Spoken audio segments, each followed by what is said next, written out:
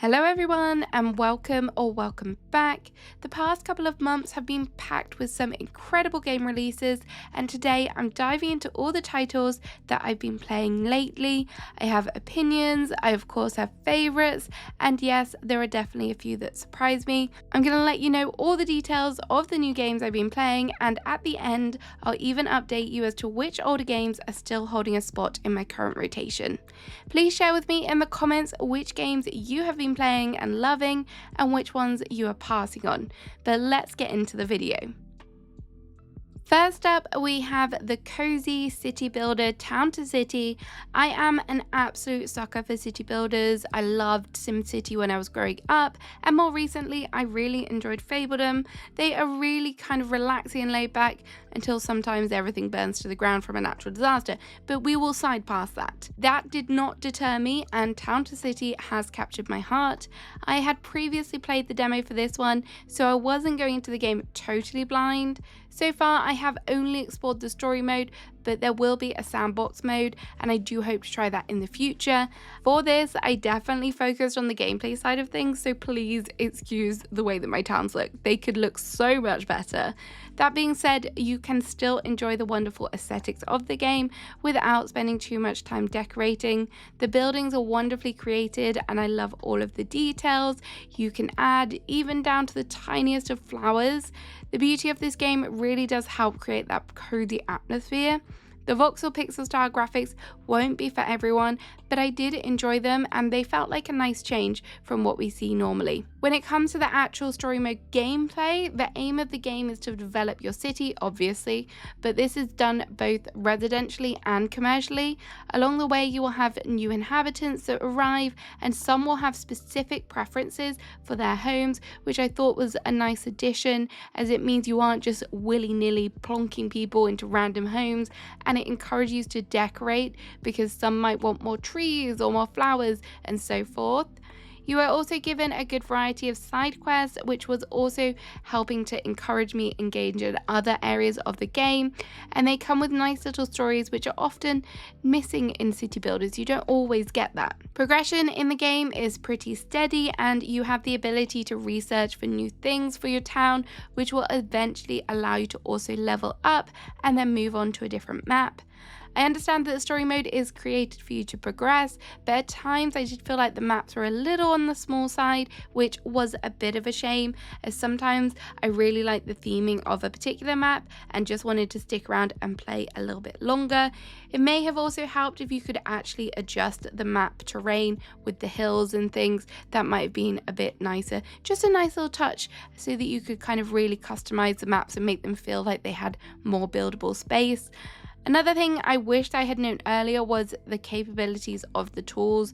I'm not sure if I missed a full explanation somewhere, but some things weren't immediately obvious, particularly with the pathing. It took me a hot minute to work out that there is a line tool, which made things a little easier for ensuring my path was something that the Romans would be proud of. Town to City is still in early access, and they have just recently released an autumn update with Halloween decorations and lots of bug fixes.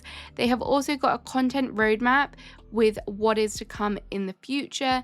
The roadmap doesn't have a lot of detail, but I'm still excited for what further updates are on the horizon. Overall, Town to City definitely delivers on the cozy city builder brief and definitely offers some nice gameplay alongside some beautiful graphics, but you may want to wait for a full release if you want to have all the content and just a little bit more polish. One of my dream cozy games is being able to run my very own florist, growing your flowers in your garden, then being able to arrange the bouquets and sell them to your customer. This next game doesn't quite tick all of those boxes, but it is still super adorable and it definitely scratches that itch. This is Flowers and Favours, and I've played this game a couple of times since its release. The game was lovingly made by a solo developer, and the graphics for this one are undeniably one of the standout features. It has potential to be one of the most wholesome looking games of the whole year. When it comes to gameplay, you can play in two modes. There is Sandbox, where you can create bouquets to your heart's content, or Story Mode, where you will meet various characters who come out with nice little tidbits, and they also have their own stipulations for what their favourite bouquets would include. Once they've made their orders, you must then head to the workbench where you have freedom to create the bouquet arrangement. In the beginning, you have a limited amount of flowers and foliage, but this does expand pretty quickly as there is a truck that visits where you can purchase more stems. More colors for some of the flowers would be nice, but I do think that there are plenty of options here. The mechanics for arranging are pretty thorough, and you can do things such as increasing the stem length, flipping them around, scaling them, which really helps when it comes to making your bouquets look more realistic. The gameplay itself is the epitome of cozy gaming. There's no time pressures, the gameplay is quite simple and very relaxing. Flowers and Favours has a price point of £5.99 in UK pounds, which works out at just under $7, and I think that is pretty reasonable for this type of games. There are lots of things to unlock, there's character challenges to complete, so you do have hours of fun in it. It's also good for playing in small casual sessions, or you could totally get lost in it and create 10 bouquets in one go. If you're looking for a complex game, then this one won't be for you, but if you appreciate simplicity and calming games, then you're going to love this one. If you have followed my channel for a while, you will know that I love to decorate in cozy games, so I do try to play as many as possible, and Twinkleby from the get-go caught my eye. There is no denying that this game has precious graphics. At its core though, this is a decorating game, but it is not your standard decorating game, where you go, here are some items, go ahead place them down. This game is actually set on a series of floating islands, which are essentially levels, and there is clear progression here to unlock the next island or level, as you must reach the requirements, taking into account the likes of the residents that you move in. You start with a very limited array of furniture, but you can also obtain more by purchasing them from the shop with stellar points. This is the island currency, and you can earn more of them through decorating and also by finding them in chests. Stellars also fall from the sky, so you have to pay close attention and grab them and then save them for your shopping sprees. There are lots of different furniture sets, and if you obtain a whole set, you get a nice extra reward for doing so. I will say that the progression to get the items in the beginning was a little slow, but you do start to build up a nice collection after a little while. The decorating itself is really easy to do, the placement is very smooth. There is an option to turn on continual placement, which I didn't realize in the beginning, but later on it was definitely helpful, and you can place multiple items like pathing down so much quicker. Sometimes I did find myself struggling with the wall or ceiling placement, but the camera is fully adjustable, so it's not all that much of an issue, and I do wish that you could have more of a precise placement at times, but it is on a grid, so it is kind of to be expected. The items are really adorable, and there is a good array of things. After nearly 4 hours, I have unlocked a good amount of items, and I do really appreciate you have a choice over what things you want to unlock next. There is also a good variety of outdoor and indoor furniture, which is handy as you have the freedom to decorate the whole of the island. So if you prefer exterior decorating, you can really focus on that if you want to, or if you prefer the indoor as well. Aside from unlocking new islands and furniture as you progress, there are also new backdrops, seasons, and weather that become available.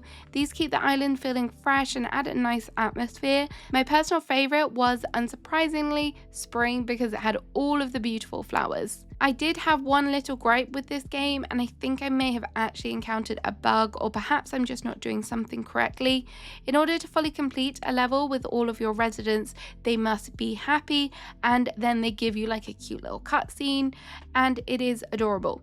But 2 of my residents on my current islands are 2 residents that require creativity, but no matter how many creative items I put down or variations I apply, their happiness is not increasing, which is kind of stunting my progression. I do really hope this is something that they kind of fix in the future. It may well already have been fixed by the time this goes out, as I do know that they are putting up a Halloween update, which is very exciting. It is also showing fully verified on the Steam Deck. Again, I haven't personally tried it yet. However, I have seen some reviews that they do report crashes, so do be careful on that platform if you do play on it, and remember to kind of keep it saving. Overall, if you have wanted to try a decorating game in the past, but when you open it up, stare at it, and you don't have a clue what to do, then Twinkleby will be a good one to try, as you get some subtle direction, which is really nice. Plus, it is super relaxing. Who doesn't want to make adorable doll houses and capture falling stars? Now we are on to Kokoro Kitchen. I adored cooking games when I was younger. Diner Dash was 100% my thing, but as I've gotten a little older, I definitely appreciate games that are slightly less chaotic, and Kokoro Kitchen is just that. Kokoro Kitchen is a cozy time management cooking game, and it draws strong similarities to the game Lemon Cake. The developers have said that they were inspired by that game, and you can definitely see it in some of the artwork and the style of the gameplay. However, they have got features that also set it apart. There is a stronger emphasis on preparation, and there are mini games to focus on. There is also a shop that is accessible daily, a gacha machine, and there's lots of upgrades as well. I really do get the comparison, and I do think perhaps the developers could have been more open about the influence it's had on their game, but even Lemon Cake itself does definitely derive some gameplay which is similar to cooking mobile games that have existed for absolute years. However, there is no denying that art inspiration is undeniable here, even if it's not a direct copy. Kokoro Kitchen also does have a very different setting. You are playing in the spirit world with a strong Japanese theme. The spirits themselves are pretty cute, and they do all have their own likes, and there are some rarer ones as well. All of these are captured in a book, which is a handy reference guide. The actual gameplay itself, though, centers around obtaining the ingredients and rustling up the customer's orders. Is very much a farm-to-table inspired restaurant idea. The kitchen is well laid out, and there are a few different stations. Some of the condiments are done automatically if you have a recipe selected, which is handy and does speed it up. I do wish that the speed of the character would go a little bit faster. I know there is an upgrade option for this later down the line, but even from the get-go, the kind of dash didn't do a lot for me, and I don't know why that was. At the end of the day, you were sent straight to bed, which was a little bit of a shame, as I do prefer the option to be able to prep in the evenings as well as the mornings. There is no denying that the gameplay loop is going to be pretty repetitive, and I think that is the same with most games of this actual genre. The upgrades do keep things interesting, and having control over what recipes you would like to try that particular day is also handy, because if you want a more complex or more chaotic day, you can do that, or if you want a laid back day just serving everyone rice, you can also do that if you want to. None of the gameplay days had me stressing out, because the time pressure elements of the game are quite laid back, they're quite forgiving, so the customers waiting, you do have quite a lot of time, and the day clock doesn't really impact you all that much. I didn't feel like I was racing around too much, although yes, I did mess up on occasion and burn some food, which may have caused a couple customers to leave, but that was my poor planning. I haven't yet tried it on the Steam Deck, but I will definitely be doing so in the future. It doesn't say if it's verified as of yet, it just says unknown, but it would be a lot of fun to play this game whilst I'm not chained to my desk. On the whole, if you love Lemon Cake, you will also love this game. It's not too challenging. Yes, it may be a little grindy and repetitive, but I do think that's to be expected. We are well into spooky season, and I'm not a huge fan of games that are too spooky or scary, but Strange Horticulture for me was the perfect level of slightly strange and not too dark, so I have decided to give Strange Antiquities a try. Even though I am a flower lover, I think this sequel definitely has some improvements on the first game. If you are brand new to the series, this is a mysterious puzzle game set in a shop in the little town of Undermere, which has strongly been inspired by the real-life Lake District, which is an area in England, and it is beautiful. You should 100% visit it if you get a chance. But anyways, in the first game, your business was flowers and foliage and everything related to that. This time around, it is strange artifacts or antiquities. You have customers that will arrive in your shop in need of help, whether it be a sleep vessel to help their husband snoring, or something to make a thieving employees stop their criminal ways. There is a wide variety of problems to deal with. However, the items in your shop are not all that well labelled, so you must use your detective skills to identify which is the correct item they are after. As well as trying to decipher your customers' needs, there are also side quests to unlock new items for your store, which can involve solving various riddles and mysteries. These are a nice way to break up the gameplay and immerse you into the world further.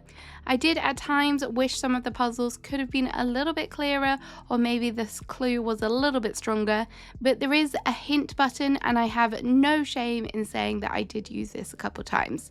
But so far I don't think the level of difficulty is that much of a change from Strange Horticulture, but maybe as I get closer to the end game this will all change. Irrespective of that, the puzzles still offer a nice challenge and do make you really inspect every little detail and think outside of the box. The game is very text heavy, which is normally something I complain about, but the character dialogue moves at a good speed here, and you do have to pay attention to the clues that are being said, so there was no skipping the dialogue for me on this one. I do wish they would have voice acting, and that would definitely take this game to the next level, but obviously that is a huge investment. The music and the sound effects in this game also continue to marry the theming wonderfully, with slightly ominous piano soundtrack and dreary rainy sounds. It's perfect for the game. Graphically, compared to Strange Horticulture, it definitely feels a lot smoother and the graphics just appear cleaner, and it's had a bit of an upgrade, which is nice to see. There are probably still a few quality of life improvements that could be made. For example, being able to rotate the map would be handy if you are directionally challenged like me. Sometimes bits of information also remain visible on the screen a little bit too long for me. I've read them once, I don't need to be told for like 10 minutes that I made a mistake. It's just not good. That is a slight exaggeration. And these are just kind of tiny nitpicks, but they're little things that did just kind of gripe with me whilst I was playing. Overall, I did really enjoy the game. It's the perfect one for this time of year and a great way to spend a few hours. Also, you do get to pet the cat, which is always a bonus. I would recommend this game to you if you like puzzle solving, maybe you fancy yourself as a little bit of a detective and you like things a little bit darker. If you do play, I highly recommend that you do turn on the auto labeling feature. It is so helpful. Up next, we have Slime Rancher 2. Now, full disclosure, I did play this as part of a paid sponsorship for another video, but these thoughts are all my own. I have had my eye on this game for quite a while and I've always heard such good things about it. So for me, this was a great opportunity to finally try it for myself. And really, honestly, I was surprised how much I really enjoyed this one and how addictive it was. Slime Rancher 2 is the sequel to the first Slime Rancher, which had overwhelmingly positive reviews, and it had been in early access for a little while and then it finally released into 1.0. It is a first-person adventure game come farming, or more aptly a ranching simulator, but this isn't your traditional ranch as you are actually farming slimes, which are very cute. It doesn't sound very cute, but they are. The slimes come in all different sizes and types. There's bunny ones, there's cat ones, there's all sorts, and you will find yourself wanting to take home all of them using your trusty backpack, which allows you to collect them. Once you have them back at your ranch, they then drop valuable drops. The exploration in this game is a lot of fun. There is lots of different areas to explore and there is some light puzzling too. Back at your home, you have plenty to upgrade, and there is also decorating, which was pretty smooth. In the basement, you will also find a crafter, which will help you make better tools and upgrade things. The gameplay loop of this one is highly addictive. It makes you want to earn more money, expand your slime empire. It really gets you hooked. One of the key downsides for me, though, was the inventory. It was a little bit of a pain to manage, as it is one of the smallest inventories I have ever seen in the game. There are machines that you can unlock later on that do help you with this, and they can transfer things back, but it is still a little bit of a gripe of mine. The machines and generally the amount of upgrades and unlockable in this game are a strength though, as you always have something to work towards and you aren't just sitting there scratching your head as to what to do next. The game does have some bad slime, which does lead to a little bit more action than most cozy games, but you can turn this off in the settings if you want a cozier experience. If you do leave this on, then it's not really too bad. There's just a little bit of action, and you can leave the area if you want to, or use your water gun and blast them away, which I didn't think was too kind of like intensive at all. I would recommend Slime Rancher 2 to those players that love exploration and maybe perhaps are tired of traditional traditional farming simulators and still want that feeling of progression that you get with farming sims, but in a different way. With so many games in my library and on my to playlist, I'm not sure when I will be returning to this one and if it is anytime soon, but I have thoroughly enjoyed my 15 hours in this one. This month I have also started playing the new Pokemon ZA, and I'm not going to do a full review as I am only a couple hours in, and obviously I'm not a Pokemon reviewer, but I am enjoying it so far. Pokemon was one of the first series that I fell in love with as a kid, and although my gameplay of the newer titles has definitely fallen off over the years, I did enjoy Arceus, particularly the new way of catching things and like the more open world feeling was really nice, and the battling of the Pokemon. This has all obviously carried over into ZA with a few small changes. At first it did take me a while to get to grips with the different buttons. I'm not gonna lie, it was a bit of a disaster, but now I've got the hang of it. It's all good. I of course chose Chikorita as my starter because she is the cutest, and my husband did tell me that she is the worst, but I still love her.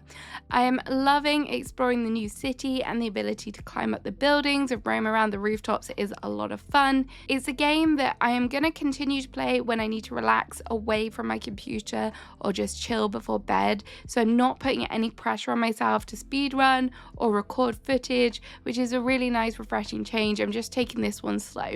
Let me know if you've picked up this one and what your thoughts are on it. Aside from these two games, I'm continuing to play Palia in my rotation, and they have had a few huge updates this year, most recently with the ranching. I'm going to do a full video on my feelings with the ranching, but it's not captured me as much as I thought it would, honestly, which is a little bit sad. Despite that, I am enjoying decorating with the new housing updates and the seasonal content that they have put out for spooky season, so it's still definitely there. I'm just kind of not playing it perhaps as much as I once was. It's still kind of grabbing me occasionally. Another game that is still in my rotation is Story of Seasons Grand Bazaar. Before Pokemon took over my chill game before bed slot, this was the one. This was the one that I was still playing on my Steam Deck, all cuddled up, and I'm still obsessed with it. I know that there'll be players that are a lot further ahead than me, but I am just approaching winter in year one, and I know that there is still a lot more to come with this game, so I'm still very excited for what more I have in store. So if you're wanting an update on whether I'm still playing this one and whether it's still worth it, because I know some people may be on the fence because it is quite an expensive one. For me, I definitely think it is worth the money. Feels like there's so much content in it. So there we have it. There are the games I've been playing so far, some like mini reviews, my thoughts and feelings on them, whether they were hits or misses. Let me know in the comments what you thought of these games if you've played them, and let me know if there's anything else you would like me to try that is upcoming or recently released, and I'll give you my thoughts and feelings on them. Have a great rest of your day, and I'll see you again soon. Bye bye.